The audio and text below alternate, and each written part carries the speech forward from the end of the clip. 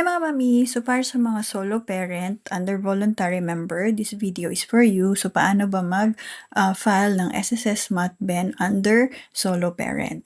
So sa member type natin, ang ilalagay natin dito is voluntary member and maternity case under solo parent. So kung mapapansin nyo, mas madami yung or mas mahaba yung leave duration ng solo parent. So ibig sabihin, mas malaki yung nakukuha ng mga solo parents compare sa mga normal delivery or CS delivery.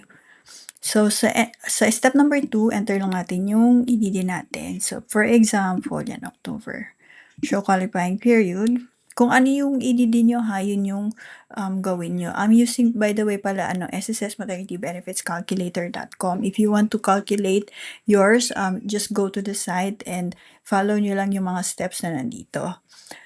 And then, sa qualifying period natin, July 2025 to June 2026, based sa EDD natin na October. So, ito dapat yung mga months na meron kayong hulog and at least 3 months posted contribution. Posted contribution, ibig sabihin, hindi siya late payment ha. Para mag-qualify kayo, at least 3 months daw. Meron kayong contribution under qualifying period. So, step number 3, enter lang natin yung MSC natin or total contribution. So, let's say for example, 3,000.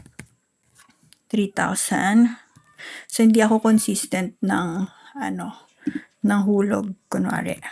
Yan.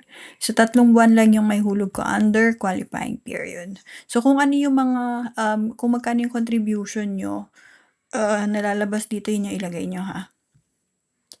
So, kung hindi nyo kabisado yung contribution nyo, you can just go to your account sa my.sss and then hanapin nyo yung contribution doon. Makikita nyo yung mga contribution nyo doon per month and per year. So, naka-ano naman siya, naka-label.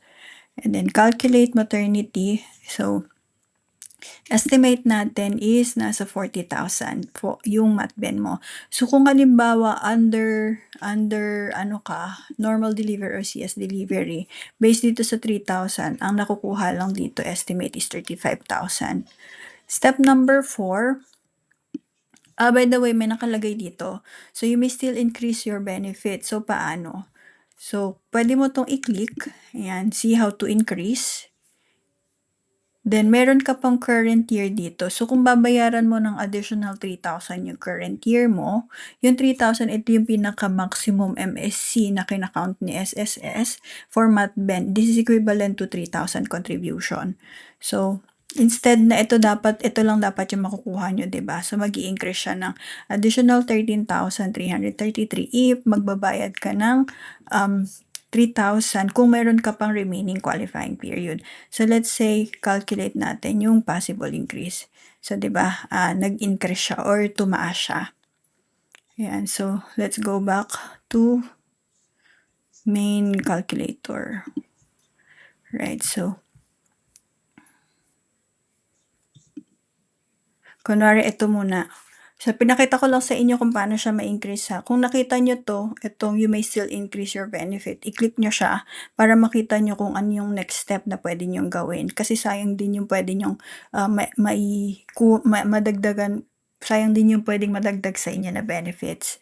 Right? So, sa step number 4, pinapakita lang dito yung mga missing month mo. So, may nakalagay dito. Ayan, so, yung missing month, yung deadline, and yung status. So, ibig sabihin ng past deadline, ibig sabihin nakalipas na siya. So, hindi mo na siya pwedeng bayaran. Kung mabayaran mo man siya, makapag-generate ka ng PRN, considered late payment na siya for MatBen. So, kung halimbawa naman, ito, may nakita kayong within deadline.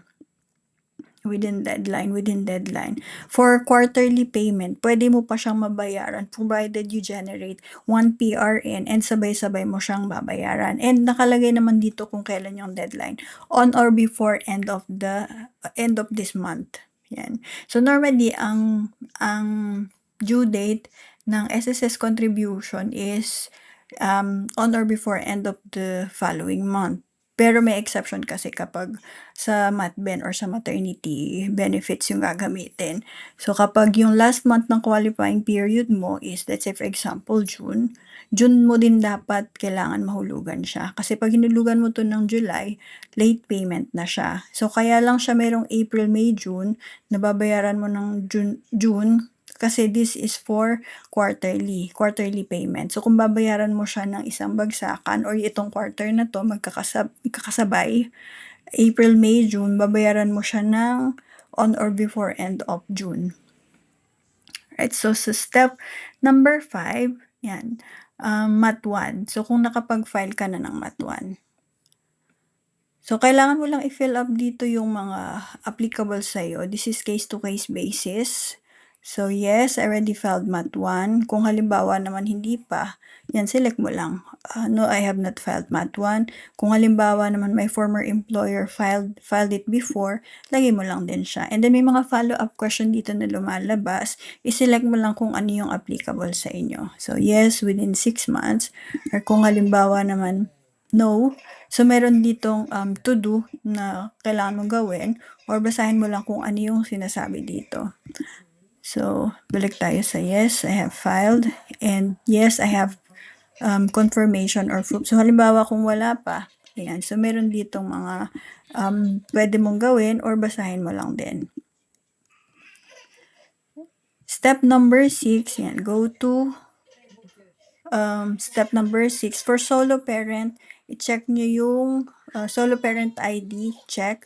So, kung halimbawa, meron ka ng solo parent ID, kung valid pa ba siya, usually, 1 year lang kailangan mo siyang i-renew or kailangan mo kumuha ng bago if expired na siya. So, yan. Yes, I have a solo parent ID. So, kung halimbawa naman, if your solo parent ID valid on your expected delivery date or childbirth date, select mo kung ano yung applicable sa yes, it is valid through EDD childbirth. No, it may be expired before childbirth. So, kung expired na siya or may expired na siya, you have to renew. Yan, punta lang kayo sa dito sa MSWDO or sa mga LGU. Doon siya nire-renew. Yan. Kung halimbawa naman, no, I still need to get one. So, ito yung mga to-do or mga requirements na kailangan mong i-prepare para makakuha ka ng solo parent ID. And then, step number 7, yung DAE mo or yung disbursement account, kung meron na ba. So, let's go to step number 7. May question dito, do you already have an approved DAE or disbursement account? So, kung meron, select mo meron. Yan. Kung halimbawa naman ay enrolled but still pending, lagay mo lang din. And no, I don't have one yet. Yan. May mga lumalabas dito kung ano yung mga gagawin mo, depende sa sinelect mo na answer. So, does your bank e-wallet or account number matches your SSS member name or details? So, yes, the name matches. So, kung halimbawa naman mismatch siya, kailangan mo siyang ayusin. So, punta ka lang sa SSS branch na malapit sa inyo. Ayan. And then, go to step number 8. Kung tapos ka na sa number 7, yung Mat 2, pinafile siya after mong manganak. So, this is just checklist lang. Kung ano yung mga kailangan mong i-prepare after mong manganak. So, mayroon din kami dito nilagay na mga PhilHealth requirements just in case you needed kasi this is also very helpful pag manganganak kayo. Ito yung mga requirements na pwede mo ring i-prepare. Okay, so kung halimbawa manganak kayo sa mga hospital or clinics or lying in na under PhilHealth accredited, yan, pwede nyo itong i-present and ang benefits naman nito is you can get discount. Okay, so sayang din yun. If ever na meron kayong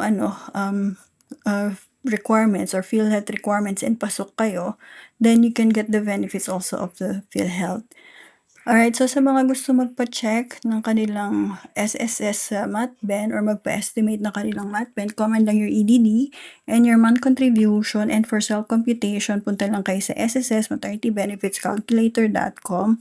And if in case you need extra fund, I have a referral link dito. I-click nyo lang tong apply for a Union Bank credit card and mapupunta kayo sa website ni Union Bank, there is no commitment po dito whether you're approved or not. Pwede po kayong mag-fill up. This is very helpful in case you have emergency. Pwede mo siyang magamit as emergency or extra fund.